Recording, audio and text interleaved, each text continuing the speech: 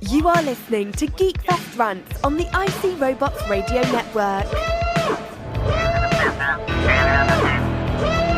You have located GeekFest Rants, the entertainment podcast for genre geeks like you.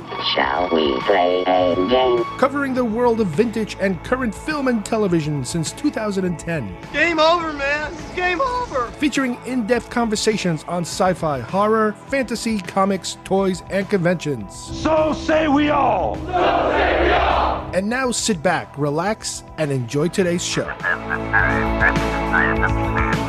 Hi, heroes. This is Stan Lee coming at you. Just want you to know, Marvel has always been and always will be a reflection of the world right outside our window. That world may change and evolve, but the one thing that will never change is the way we tell our stories of heroism. Those stories have room for everyone, regardless of their race, gender, religion, or color of their skin. The only things we don't have room for are hatred, intolerance, and bigotry. That man next to you, he's your brother. That woman over there, she's your sister.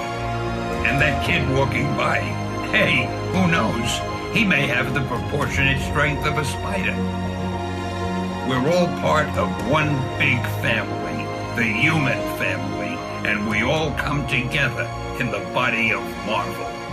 And you're part of that family. You're part of the Marvel universe that moves ever upward and onward to greater glory. In other words, Excelsior!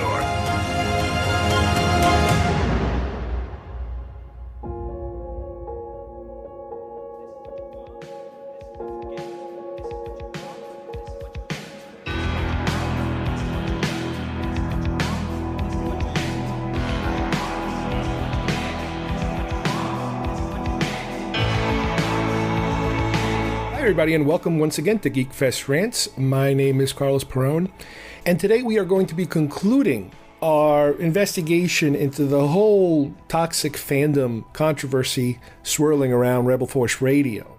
We've done 2 shows about it already, and this is hopefully our final one.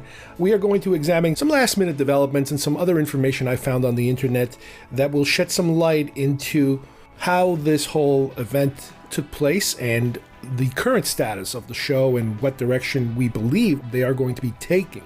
However, before we do that, we are going to examine 2 other events that we kind of mentioned before, and that is Gamergate and Comicsgate. These are 2 events that are very critical in, I think, the development of the current, Star Wars situation, having to do with toxic fandom and how people have managed to profit from it and basically start their own channels and blogs and turn it into something that goes beyond just a fandom, but more into businesses. Joining me today, I also have Andrew Gaska. He is an author. He is a friend of the show. Andrew is the senior development editor at Lion Forge Comics, and he will bring into this discussion a background of comics and even the gaming community to help us kind of sort through the weeds to see how these other 2 events are directly tied to the Star Wars situation. Andrew is also a writer. He's put out books on many different franchises, including Space 1999, Buck Rogers, and Planet of the Apes.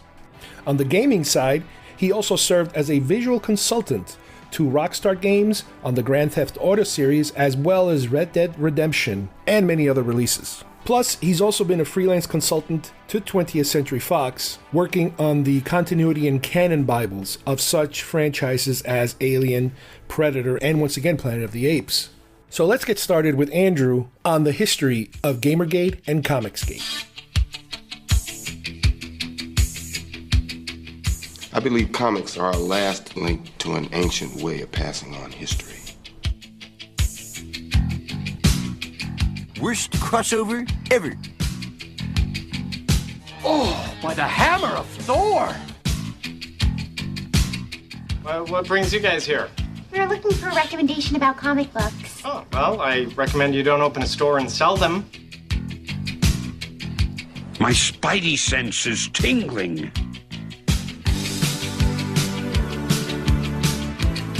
All right, joining me now, I have Andrew Gaska, who is going to help us a little bit to kind of understand how the situation with Star Wars toxic fandom seems to have originated in two other events. Andrew has a very, very extensive knowledge, especially on the comic book world and just the publishing world in general. So being in the field, being in that particular field, it's possible that you can get a little better perspective on things. So, Andrew, if I go back, I could easily say this is almost a repeat of Comicsgate, but it seems to have started back in Gamergate. Now, I'm not sure. Are you familiar with Gamergate? Yeah, I didn't follow it as much as I followed stuff from Comicsgate. I mean, it's clearly just started off with a bunch of people who are resentful of women having a bigger part in what they thought was their refuge from society, I guess. It's ridiculous. It's part of the symptom. I don't know if it's a symptom or it's just representative of comic shops in general being, especially like in the 80s and 90s, just being like this cave that you go into and, no woman or child would ever go near it. So it was a terrifying place. And if anybody who looked slightly out of place walked in, they were ostracized. It's like an episode of Big Bang Theory, basically. Yeah. And I mean, I see that changing big time now, but there's this huge resistance to it changing. But at the same time, the market is a small place that can only support one little group as long as that little group stays in prominence. So if the whole world is changing to be more inclusive of people, then everything's going to change. But this small vocal minority has a huge backlash towards it. Yeah. Now, with Gamergate, what I was able to find, first of all, it goes back to like something like 2014, so it's been kind of brewing for a while. And the one thing that seems to, in some bizarre manner, seems to have stemmed the entire event has to do with a particular game designer, a female game designer named Zoe Quinn, who apparently had a relationship with somebody, and that relationship went south, and it ended up in a really bad kind of breakup situation where her ex started bad-mouthing her on the internet and accusing her of influencing certain game reviewing websites or game reviewing publications, that all of a sudden people were like, yeah, that's what's wrong with this industry. Certain people are, they started asking for what they called fairness in journalism, where you could kind of say, yeah, that's one issue. One issue is, wanting people to accurately, let's say, review a game or something like that and not being influenced by personal events. But the flip side of that was that the backlash that she got was all kinds of death threats, bomb threats, rape threats, really disgusting stuff that normally you don't hear that sort of thing like in person or in events or conventions. This was all internet related stuff. And somebody mentioned that with gaming, it's a whole other world, because when you're doing online gaming, there's a lot of stuff that gets said that is just disgusting in between players, that all of a sudden people started to learn about that. What do you think? You think that the online gaming part played a bigger aspect than regular just gamers? I mean, online gaming and, the social media in general provides people with a mask they can hide behind.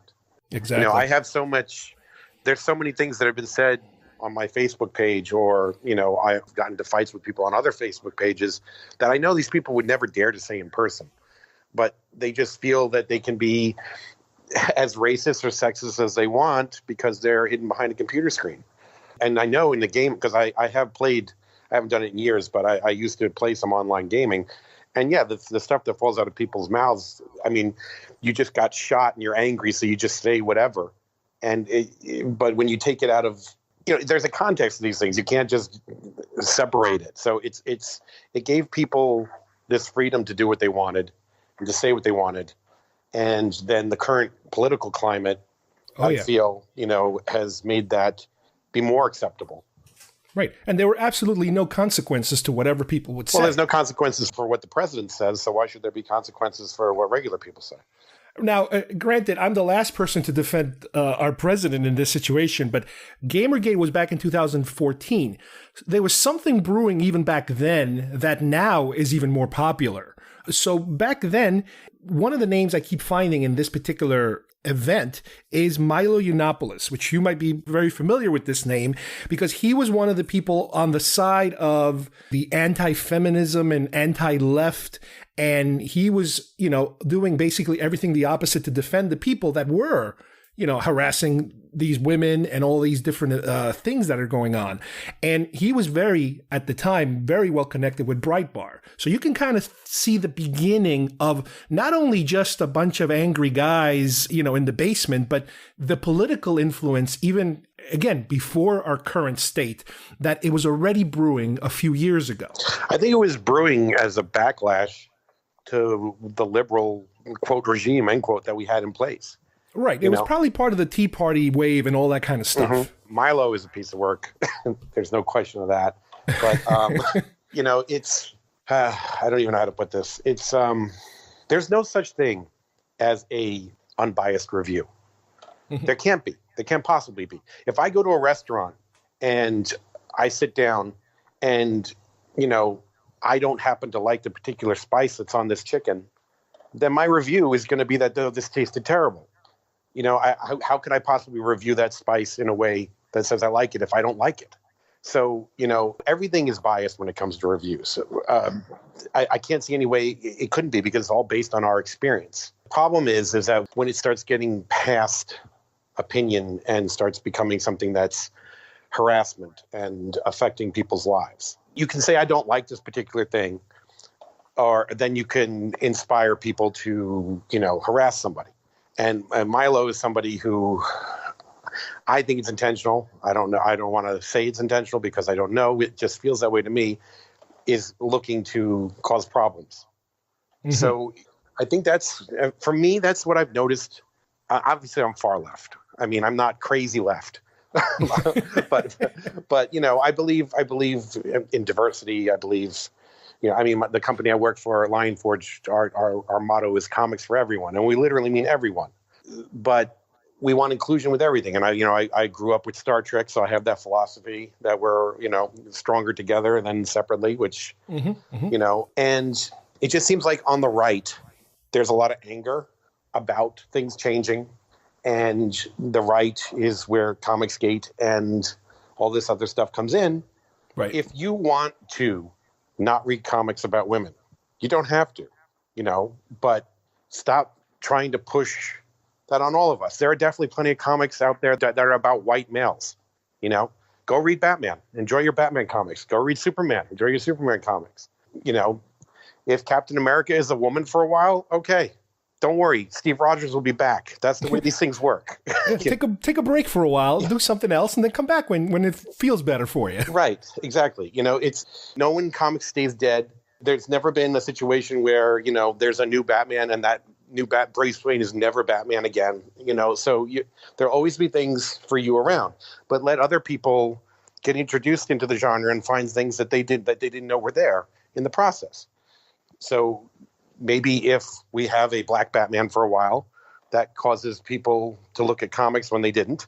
And then that bleeds them into other DC characters or new characters that are black, rather than them having nowhere to go or no entry into this stuff.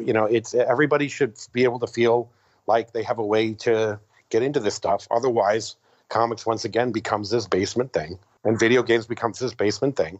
And that's just not going to support the market for anyone. Well, with comics, what I'm finding is that just like any other business, you have your ups and downs.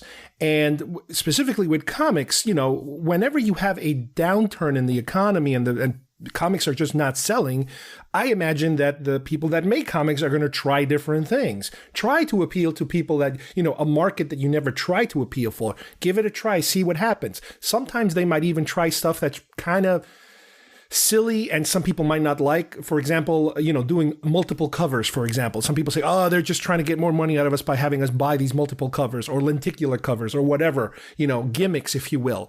But, that's just part of how it works. I mean, am I correct? Have they done these type of things to gather, to get more audience before? I mean, yeah, I personally, that gimmick stuff I think is garbage. I always have. But that's exactly what the point was. And in the end, those gimmicks just wind up hurting the market because people out there bought every version of X-Men #1, and I don't mean the one that came out in the 60s. I mean the one that came out in the 90s with Jim Lee, and those comics are worthless because there's so many of them out there. It doesn't matter. It doesn't matter what cover you have. But when you try something new story-wise, you're taking things in a new direction. I think that's the way, and I don't think that's a gimmick, but that's exactly what these Comicsgate people are complaining about. Well, they're lumping it all in one big. They're making it the same. They're saying that if you market towards women, it's a gimmick. If you market towards a minority, that's just a gimmick, which is not. I mean, how do we define minorities now? I mean, isn't the white male that's in his basement crying that his comics are changing? Isn't he the minority now? I don't know. Yeah, but obviously that's the last thing they want to hear. People that are on that end of the spectrum, right?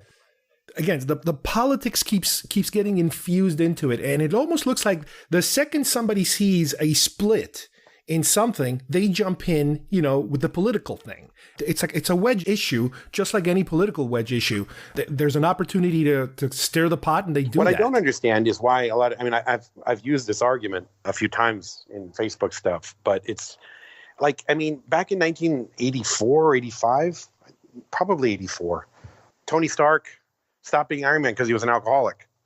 And James Rhodes took over as Iron Man. We had a black Iron Man in the 80s. I don't see these people complaining about James Rhodes as a character now because he's War Machine. He's no longer Iron Man. But it's like these type of things were done back then as well. And that opened the doors for a lot of things. And one of my favorite things from that time period was there was an issue of Secret Wars. And the heroes had all been, I guess, recuperating after a battle. And Reed Richards was fixing the arm on Iron Man's armor, and it had taken the armor sleeve off, and you could see James Rhodes' black arm exposed. And while Reed was working on the armor piece, and James says, "I'm just curious, Dr. Richards, were you surprised to find there was a black man under the armor?" And Reed Richards says, "I knew there was a man in there," and like that affected me as a kid, big time, because we're all just people. And you didn't hear anything about death threats or burning comics or anything like that, did you? No, not at all. So it's a very strange time we live in. Yeah. Again, with Comicsgate, one of the things that in my research I found was that there was, I guess, a Marvel employee. Her name was Heather Antes, who apparently they all went out to celebrate or to mourn a friend who had died, another female in the industry, and they posted a picture of the Milkshake Institute. Yeah. And that apparently is what triggered this whole thing of people saying, well, if they stop catering to women, and why do they have to do this? And they want to get and it's snowball. It's incredible how that little nothing of an event triggered something that went in two different directions. And one of the names that I keep coming back to when it comes to the Comicsgate incident is Richard Mayer, who apparently started, I guess, a site called Diversity in Comics that just took it and ran with the anti-feminism, anti-inclusion, but he kind of hides it under like, well, it's just a joke. I'm just making jokes. I'm entertaining. But he's giving these very heavy alt-righty kind of views, in the matter. Are you familiar with that name? Okay. So he's the one who referred to somebody at Marvel as a cum dumpster, right? Yes. Yeah, yes. okay. I saw that. I did see that. I mean, I'm just kidding. Haha. It's like, really? Yeah. I mean, that's over the top, and I don't know. So what I'm confused about is he leading the pack with this stuff? The problem with most of these Gamergate or Comicsgate is that there are no leaders. There is no set instructions of what they stand for. It's just a disorganized group of disgruntled people, but some of them, they kind of see that there's money to be made here.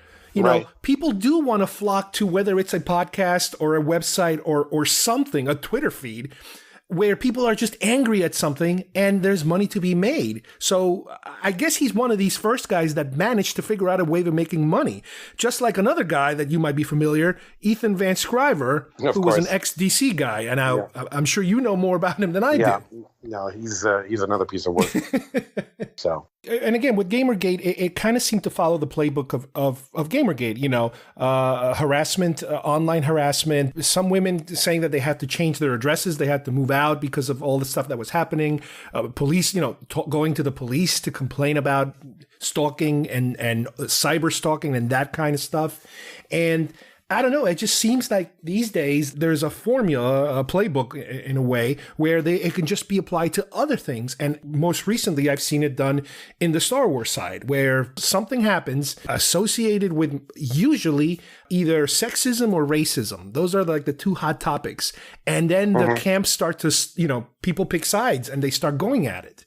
I mean, again, I kind of trace it back to the election. The election gave everybody the okay to whatever is on your mind, whatever you used to do, online, that you were saying whatever was coming to your head. Now you can say it publicly and feel free about it because it's just another opinion.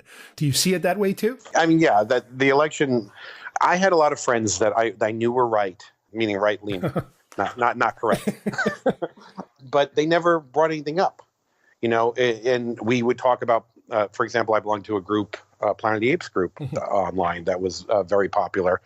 And the owner of the group used to talk with them all the time. We'd always talk Planet of the Apes. Everything was fine. And then when Trump was elected, actually leading up to the election, I started to hear things come from him that I was like, whoa, what the hell is this? And I eventually had to block him and leave the group because he was just emboldened by these things, And I don't know what gives people...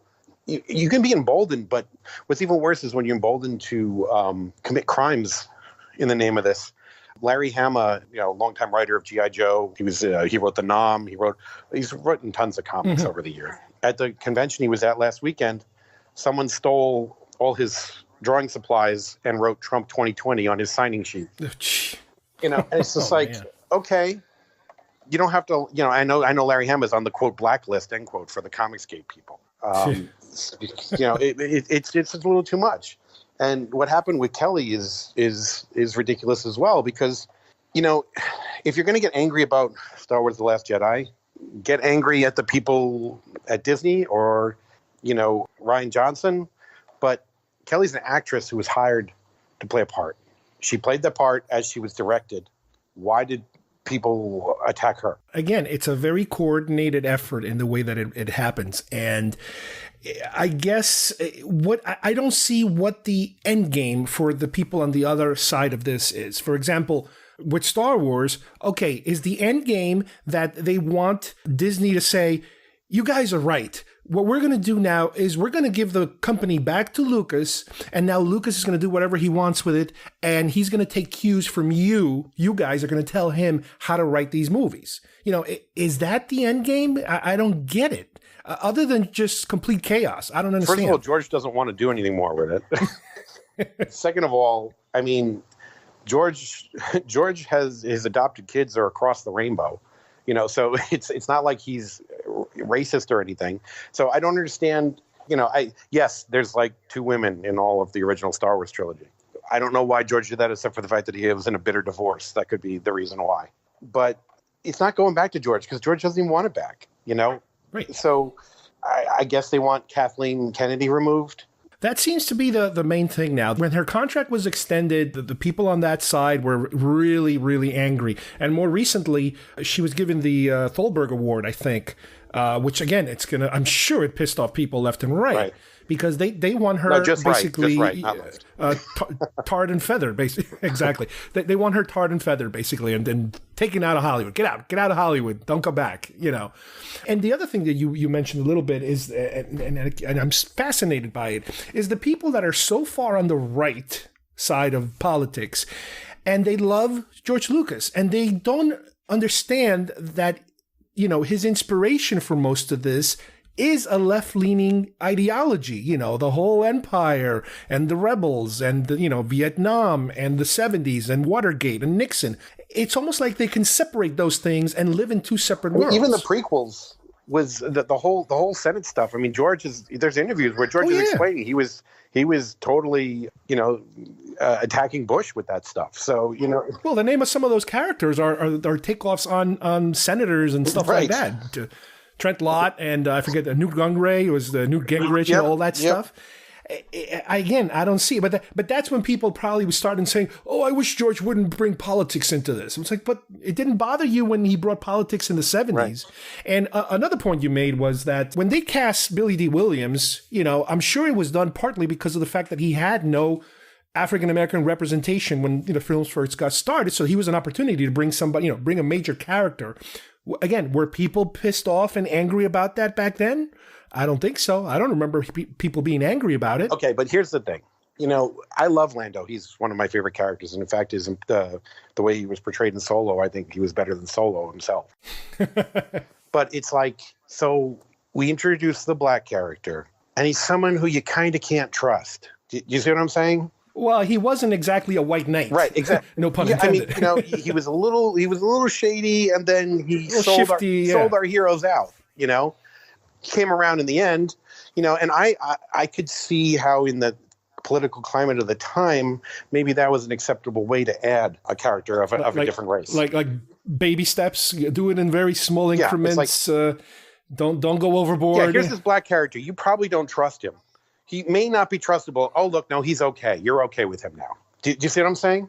Yeah, you could say that. You could say maybe it was coincidence or maybe it was on purpose. Yeah, it's hard to tell. It could have been that way. It's a little weird how it fits. But even with the prequels, again, he brought more women into it. He brought Samuel Jackson. He brought Bail Organa, that character, Jimmy Smith. So again, I don't remember people screaming too loudly about why do you have to bring Hispanics and more blacks and more women? That didn't seem to happen back then either.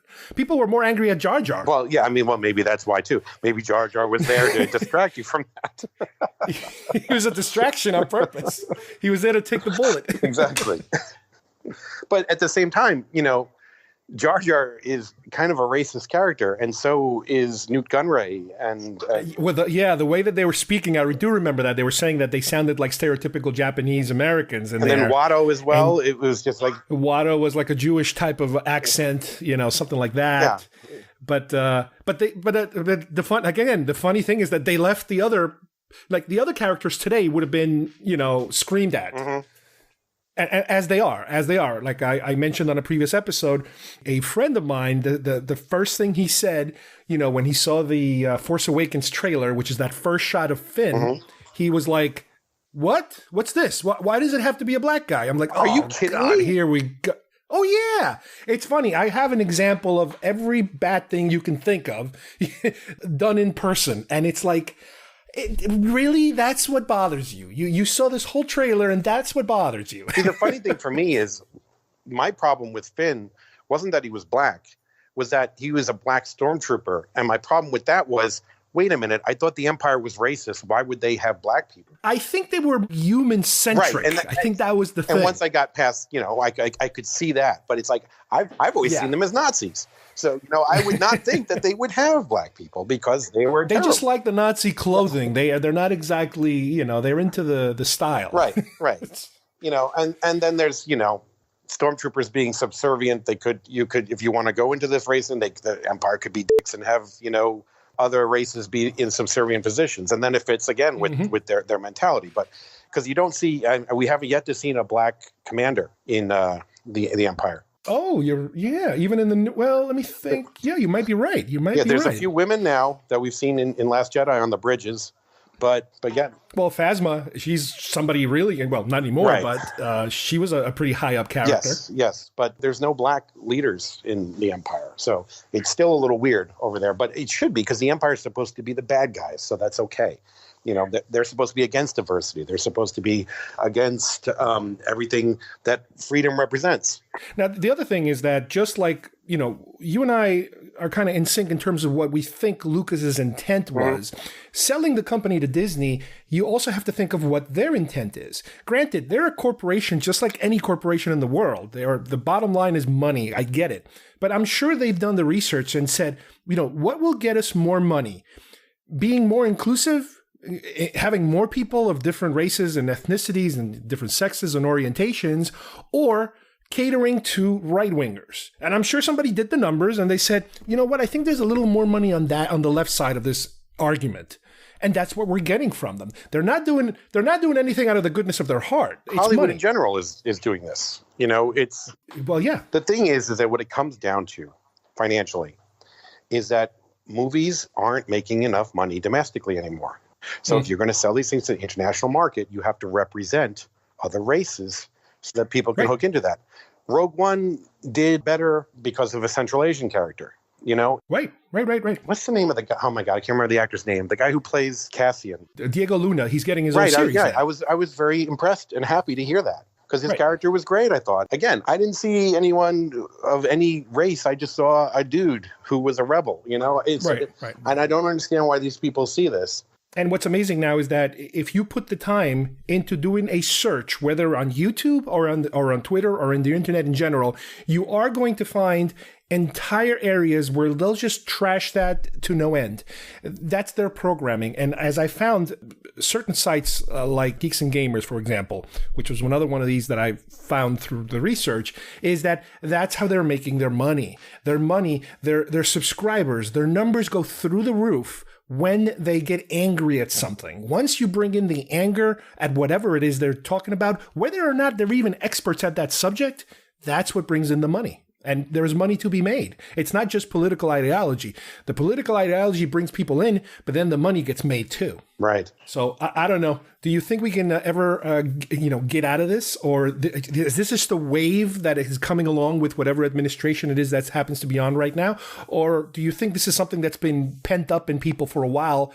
And, again, if you believe the future numbers for the census that, little by little, things are shifting, and this is like the last hurrah for the people that are angry. Yeah, I mean, I think the anger built up during the Obama years from these people because they were seeing the world change around them, and it frightened the hell out of them. And having Trump in office gave them the ability to speak what they wanted to speak and lash out at the changes. Eventually, we're going to have democratic rulership again. And whether that's 4 years or 8 years or 12 years or whatever, during that time period, things are going to shift again with these people. Are going to have to be quiet, and the anger will still be there. Let me just kind of wrap up here because this has been great. I love all these different situations and all the different backstory because these things just don't happen overnight. There is a history to most of this. And thank you for, again, clearing it all up for me. Yeah, the thing that scares me the most about it all is that living in New York my entire life until recently, I really thought this stuff was over with. I really thought that this was, yes, back in the 70s, this thing used to happen. And then just to see it all explode and find out that people had these feelings all along, it really made me lose faith in mankind a little bit. I guess because I live in a science fiction mindset of Star Trek and things like that, I just thought we were better than this. So, I mean, I see we have a long way to go. Yeah, especially when it starts to bleed into, your happy place. The place where you go to get away from everything now is tainted by all that same stuff. It's weird. It's really weird. All right. Thanks, Andrew. We interrupt this broadcast to bring you a special news bulletin direct via satellite from our on-the-spot task force. I'm as mad as hell, and I'm not going to take this anymore! Ladies and gentlemen, can I please have your attention? Thank you, Bob. It's Mort. Mort, yes.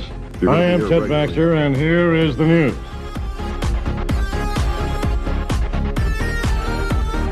All right, as we conclude what turns out to be a 3-part reporting, more or less, on the Star Wars toxicity phenomenon, specifically dealing with Rebel Force Radio and all the controversy swirling around the show over this past summer.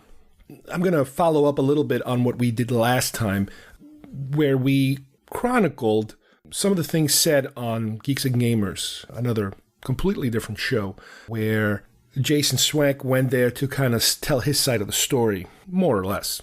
And as I continue to kind of research any more information out there, having to do with maybe them going on other shows or talking somewhere in print, blogs or YouTube videos or anything of that sort, trying to kind of clarify their situation or their stance a little more clearer. One of the conclusions I came to at that point was that I was going to try to reach out to them as a fan, as somebody who's putting together a piece as part of their particular podcast, which is what I'm doing, to see if there were some additional questions that they would be willing to answer. So I put together this note and I sent it over to them through the official Rebel Force Radio website. The note read, "Dear Jason and Jimmy, I've been a long-time listener back from the Jason and Pete days. I've admired your passion and level of knowledge pertaining to Star Wars for a long time. I've followed Rebel Force Radio on and off, as life seems to always get in the way. My family and I have attended all the Orlando celebrations and have met and chatted with you a couple of times. We even attended a meetup you had at Hollywood Studios, Florida, and the live show recording you did in Orlando, Florida, not so long ago. The most current time that I jumped back on your show was at the end of September 2018. So I started with the June 8th, 2018 episode. I'm sure you're very familiar with this episode. On that episode, I got the feeling that you were both addressing some sort of unspecific series of events which you felt you needed to air out your grievances with Disney/Lucasfilm. I was very disappointed by the documented statements quoted from Rian Johnson and Chuck Wendig. For the record, I did not like The Last Jedi and have never had a chance to read any Wendig books. The overall gist of the show seemed to be about asking Disney/Lucasfilm to rein in their paid employees as far as their negative comments on social media. However, the show felt a little disjointed, as if we were missing some backstory to this point in time. I went back a few episodes to see if I had missed some relevant information, but none was there. So I started to dig in the internet. What my research found was that the June 8th, 2018 episode had to do with many things.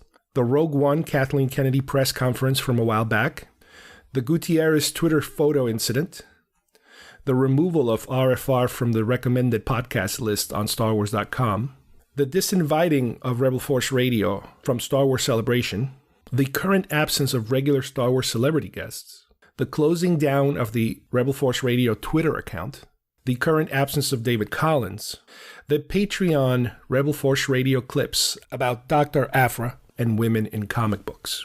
Once I had this background information, the confusion started to clear up a bit. However, the only thing missing was your side of the story. That is because none of these points were directly addressed on your June 8th, 2018 show or any subsequent shows. Then I found your site's news section, a link to an interview Jason gave to Geeks and Gamers in late July 2018. Here I was able to listen to Jason's point of view regarding some of these events. Still, I would like to know a few more things that were not addressed on the Geeks and Gamers Jason episode. Has Jimmy told his side of the story, the bullet points above, at any other shows or web/print media? What is Jason's side of the story regarding the Patreon clips? Why go outside Rebel Force Radio to address these issues? Given the current status, have you considered taking Rebel Force Radio into more of a Geeks and Gamers opinionated style format? Are you trying to court the Geeks and Gamers and its affiliates brand of audience? In the spirit of full disclosure, I would like to let you know that I am also a podcaster. I've been doing a weekly show for over 8 years called GeekFest Rants. I am nowhere near the gigantic numbers Rebel Force Radio or even Geeks and Gamers have. My show is not Star Wars only, but I dip into it almost every other week. I have covered this controversy on recent shows and plan on following up on it once more questions get addressed. Even though Geeks and Gamers is not my kind of show, and giving the strong opinions on both sides of the issue, I have not encouraged anyone to continue listening or quit Rebel Force Radio. I have not yet decided for myself what I will do. I think I need more information to make this decision, and hence the questions above. Thank you for taking the time to read this letter, and thank you in advance if you decide to answer the questions provided. I'm sure there are many confused, on the fence Rebel Force Radio fans out there wondering what this is all about and what they should do. By giving them as much information as possible about your point of view, then everyone can make a fair, educated choice. Truly, Carlos Perone. So I sent this letter out on October 23rd. And again, I wasn't really sure, what could possibly come of this, if any. And up until now, I have not gotten a direct response. However, here's where it gets interesting. I would say about maybe 2 or 3 days after this letter was sent, on my Facebook page, I got a notification because I have a program attached to Facebook that gives you extra features so that you can tell when people unfriend you and that sort of thing. I got a notification that Jimmy Mack had unfriended me about, like I said, 3 days after I sent this letter out. So I'm going to take that as their response because it kind of makes sense. It's too much of a coincidence, I'm going to assume, my assumption, that they're probably not very happy with either one of the previous shows I put out. And obviously, I guess they're not going to answer the letter. They're not going to answer those questions, those specific questions that I asked. And that made him upset. I wasn't friends with Jason on Facebook. I was only friends with Jimmy, I believe. Yeah, Jimmy. He would always, I would read his posts. We weren't like messaging each other or anything. Not at all. We were just like any regular Facebook page. You kind of see what they're up to and that sort of thing. He would post a lot of stuff. He has a couple of kids, I think, and one of them is a musician, a very good musician, apparently, because, I notice how much he posts about that specific child. So, like I said, no big deal. It's not like we were friends or anything. But what you say or what you don't say, as far as I'm concerned, speaks very largely of that individual. So for them to not respond or to, sometimes when people don't want to get involved in a situation, they give a no comment kind of response, which I'm going to address that in a few minutes. But when you kind of tie in the give no answer attached to the unfriending, it's like too much of a coincidence. They are, again, in my opinion, they're definitely upset about this. It also makes sense in a way because Jason had said before, don't apologize for anything. Do whatever you want. It doesn't really matter. You don't apologize. You don't have to really explain yourself too much about things, which I guess that's their game plan, their business game plan going forward. Now, granted, I might be too small potatoes, way too small potatoes for them to even communicate with in terms of answering a question. If they get hit up on a question like this from a bigger source, they might have to answer it. Obviously, it's their show. They can completely filter out any things they don't want to talk about, and that makes perfect sense. Now, what is really interesting is that right around this time, one of their most recent shows, out of the blue, the show started with listener feedback. And the first question that they decided to address was about diversity, which is like, what? The question came from a listener, and she mentioned the fact that I believe she was Hispanic. She was Dominican American, I believe. And she was talking about how much she enjoys watching the animated show and some of the other movies where there is representation of people of other ethnicities, sexes, all that kind of inclusion and diversity. Exactly the type of stuff they've been getting a lot of heat about because of their particular views. And she even goes through like a list, more or less, of all the different examples that they've had recently, with the inclusion of women and diverse characters and that sort of thing. And their response, one at a time, Jason goes first, is agreement, wholeheartedly agreeing with her. But his immediate example of how he agrees is how the cantina has all these different monsters and aliens. And, I'm listening to this and I'm thinking, he's missing the point. We're not talking about imaginary monsters. We're talking about people here. That's what she's talking about.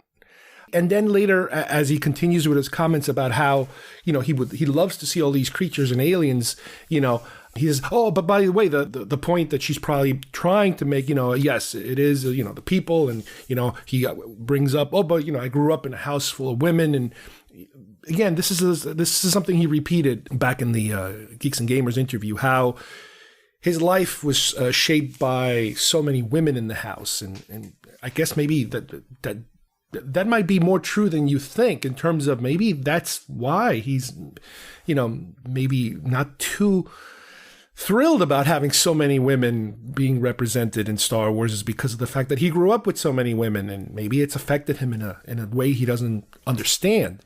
But Jimmy Mac jumps in too, and the same thing. He talks about, how great it is to have all these space aliens but yes, we always are open for everything. So it just felt weird that a show that seems to be under the magnifying glass would choose to start off with a statement that kind of contradicts a lot of the things that were mentioned in the past. In a way, again, their view on women in comics and just in general, with the particular slant that they seem to be heading towards all this time, it seemed a little weird that they would, want to address this off the bat. Now, you could say, is this an apology? Of course not. We know they do not apologize. Their policy is not to apologize.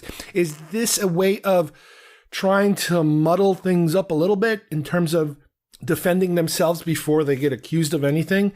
It's possible. You never know. But it was completely out of left field that this particular question would be the first one, and they would come up with such a, I don't want to say generic, but prepared answer about, hey, before anybody talks about anything, we just want to remind everybody we love everyone, even the women, even the people, diverse people, people, minorities, and this and that and the other, especially those space aliens. We love those monsters and space aliens. So it kind of felt weird. It just felt a little strange. So I continued looking a little deeper into it, but this time I'm pretty certain they're not going to supply us with any more answers directly, at least. They might, I guess, in the future do something like this where they'll make some kind of, they'll reply to some listener question indirectly without making it seem as if they're the ones who are trying to bring up the subject.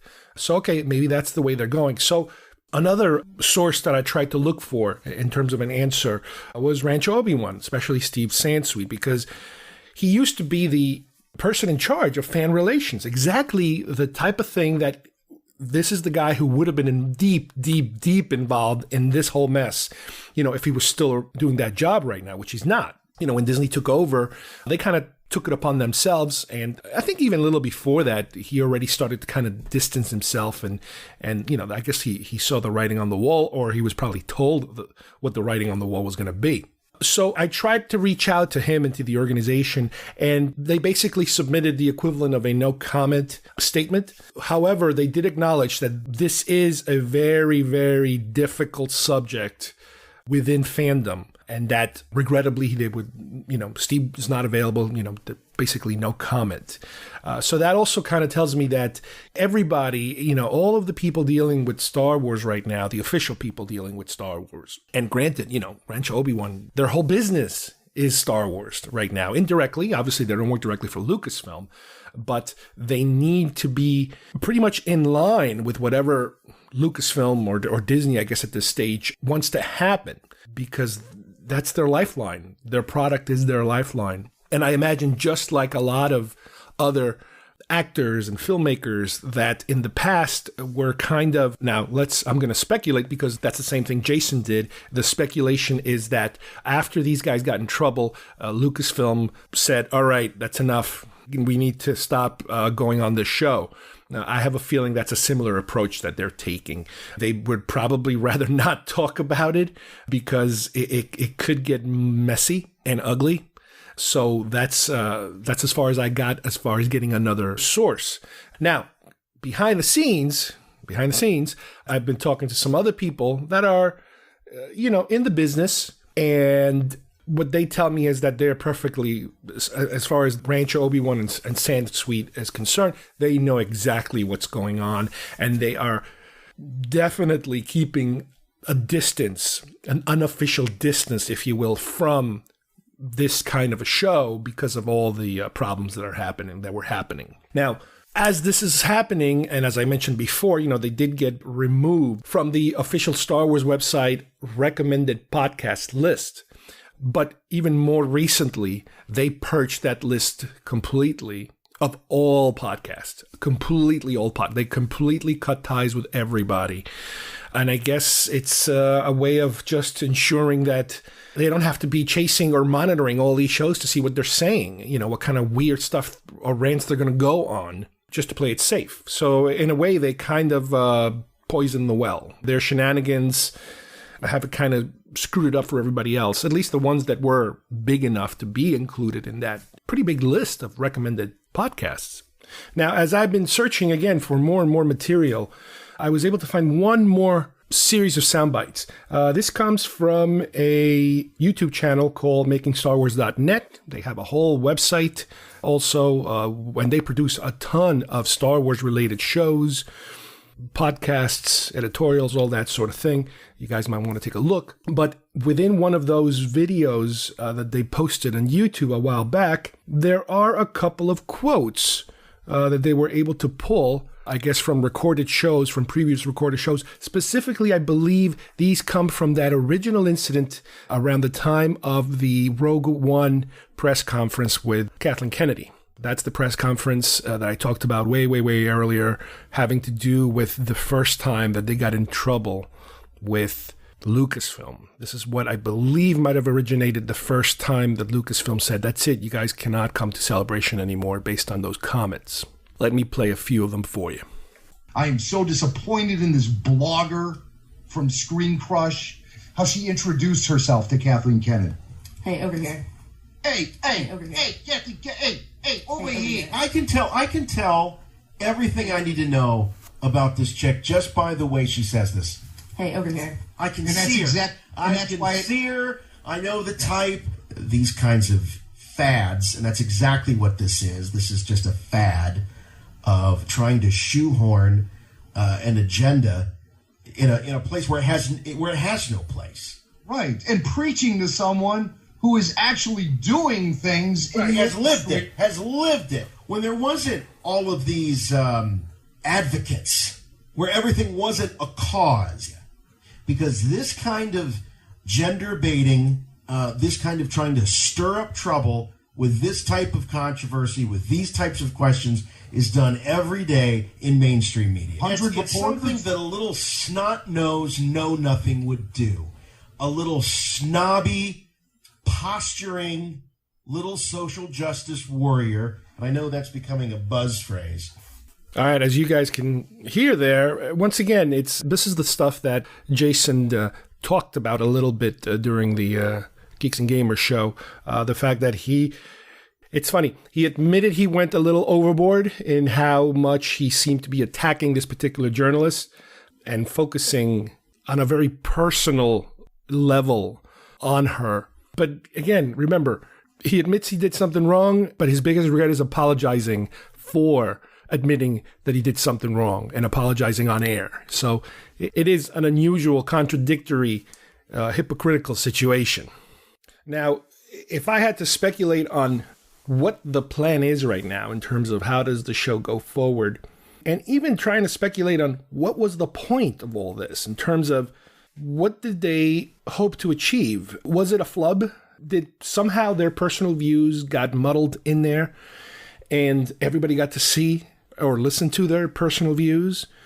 Was it intentional? Was it a trial balloon? You know, when you kind of say something outrageous and hope that the reaction at this point, again, due to the current political times we're living in, that it would be more accepting. It would be more embraced. They would be more embraced by the fan community for their particular views, dipping into, giving it a try, trying out the so-called, the Geeks and Gamers format, being able to go a little bit further right than usual and saying things that are insulting and kind of bad.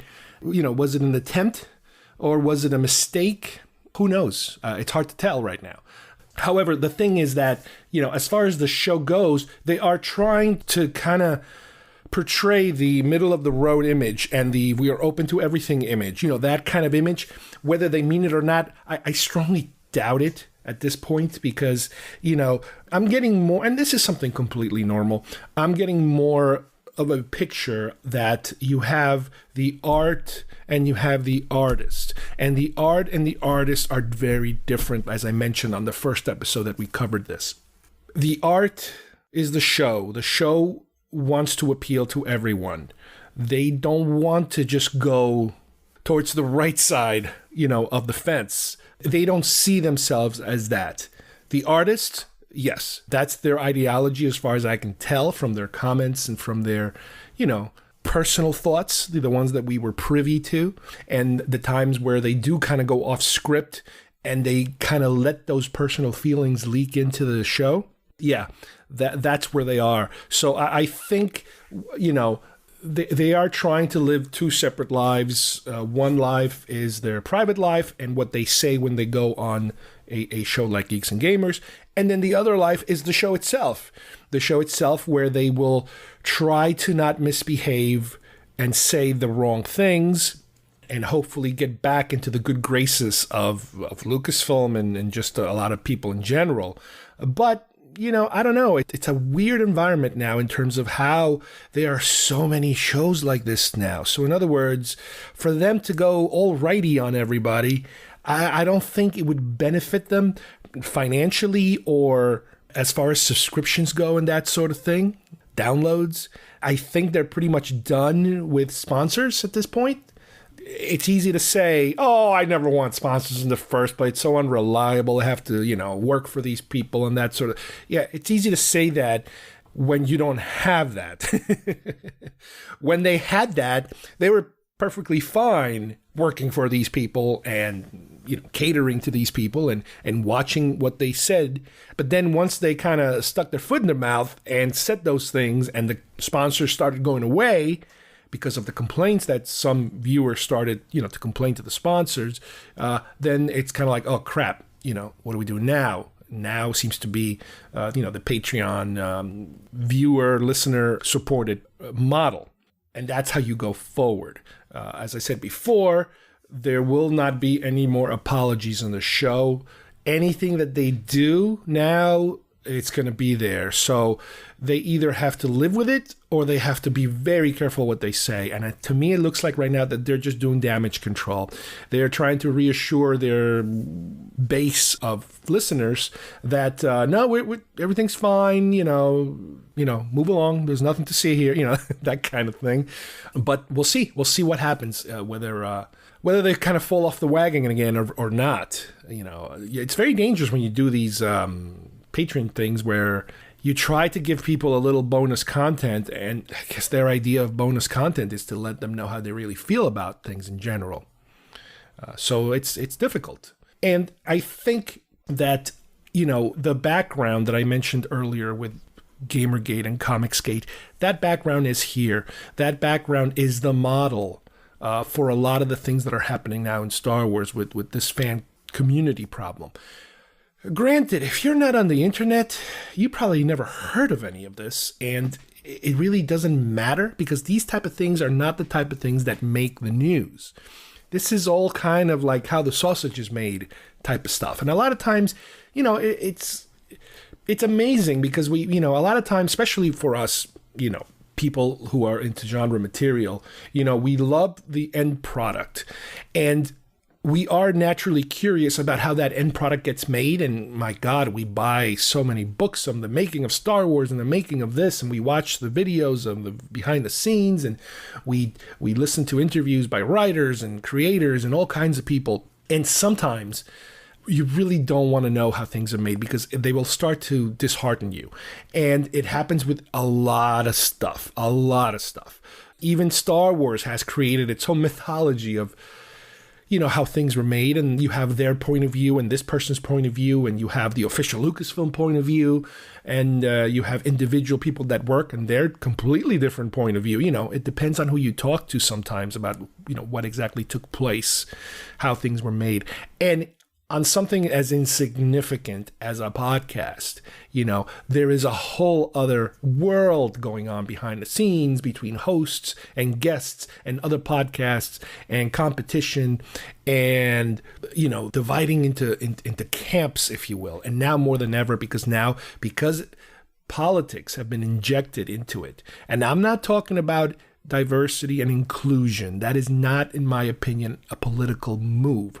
That is a business move. That is a move. First of all, it's a progressive move in terms of, you always want more and more and more. You want more people of different kinds. You want more ideas, different diverse ideas and that kind of thing. That's one thing. The other thing is corporations like Disney, Lucasfilm, everybody, they want more customers. And the only way to get more customers is to open up more markets. And those markets will be people that normally maybe were not interested in Star Wars. Well, they have to research that, and that's how they say, are we marketing enough to this group or that other group? No. Okay, let's market a little better. Let's give them something to view. I can't sell them something that doesn't look like them because it's just the same old thing being repeated over and over again. So let's give them something a little different. Now, granted, I'm never going to argue that the diversity and the inclusion is more important than the ideas and the creativity and the stories. No. It all has to be done at the same time. You can't just go 100% in one direction and not the other.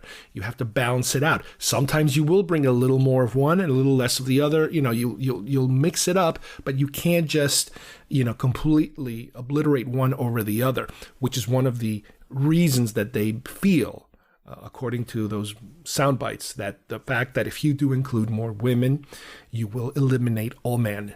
There is no gray. It is just black or white in their world. So based on all of this, I think my decision has been made in terms of that. I think I'm kind of done with the show. It's a shame because, like I mentioned it so many times, they do, 90% of that show I enjoy in terms of when they do get to the nitty gritty of the geeky, nerdy speculation of Star Wars and examinations of Star Wars and characters and this and that. But the fact that there's this layer of just like anger and distrust and resentment, having to do with the subject of inclusion and diversity. And granted, if you have that chip on your shoulder where everything you're looking at, you have to kind of see it through that lens.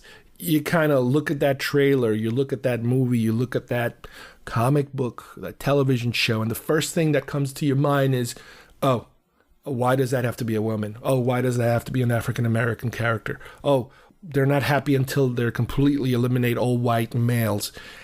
That's too much baggage. You're no longer enjoying the product. Your entertainment now has become politics, basically, if that's how you view things. So, you know what? There's hundreds of shows out there. I'm going to find a couple of new ones. I've been trying out a couple of new ones. I like what I hear out there.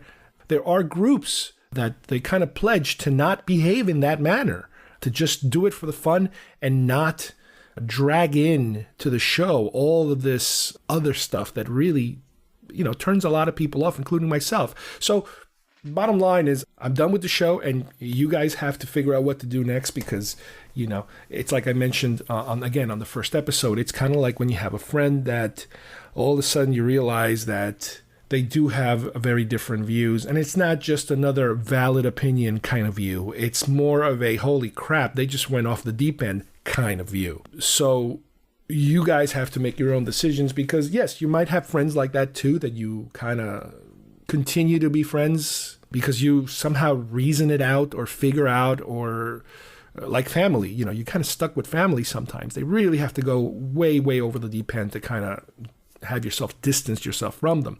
But this is just a show. This is entertainment. This isn't a personal friend. So it's a lot easier to say, you know what? There's so much more stuff out there. We're going to go visit something different.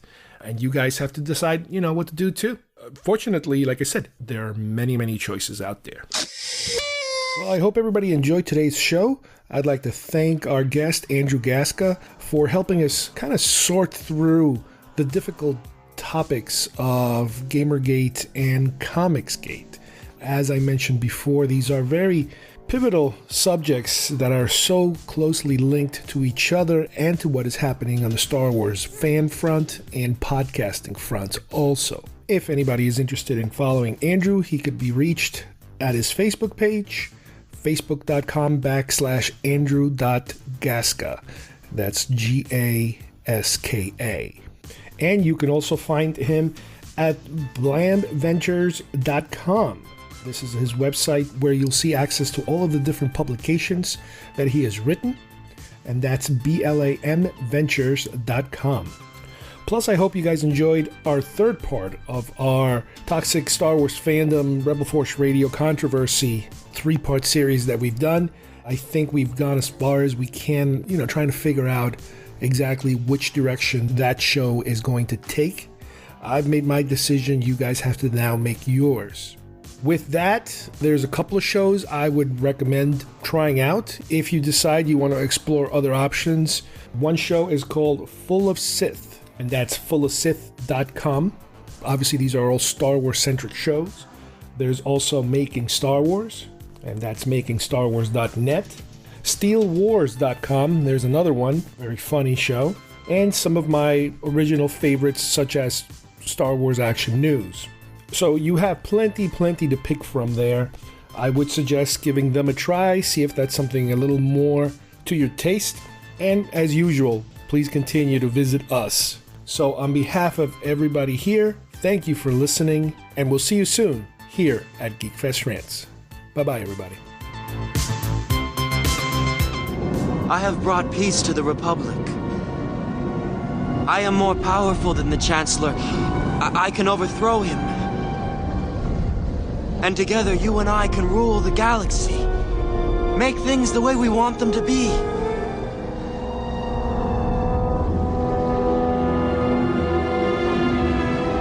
I don't believe what I'm hearing.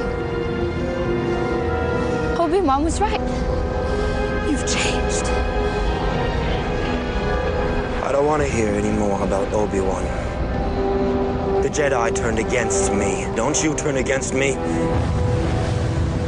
I don't know you anymore. Anakin, you're breaking my heart. You're going down a path I can't follow. Because of Obi-Wan. Because of what you've done. What you plan to do.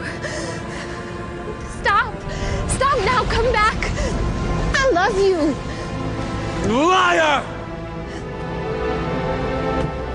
No! You're with him! You brought him here to kill me! No! Let her go, Anakin! Let her go!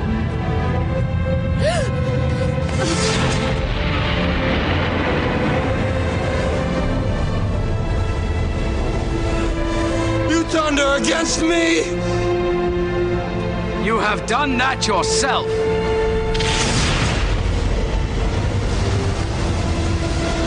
You will not take her from me!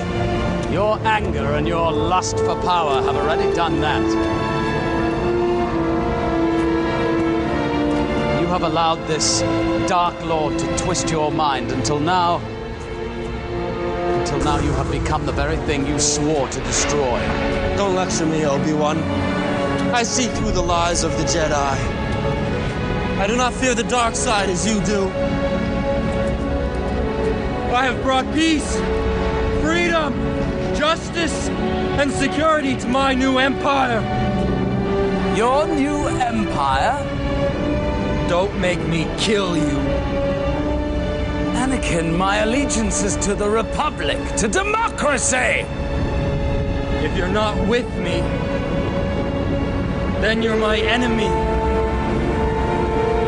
Only a Sith deals in absolutes. I will do what I must.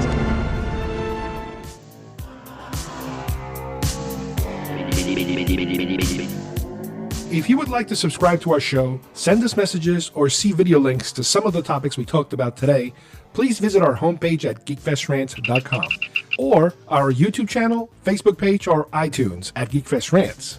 I don't know what we're yelling about! GeekFest Rants is produced by Carlos Perone, copyright 2018.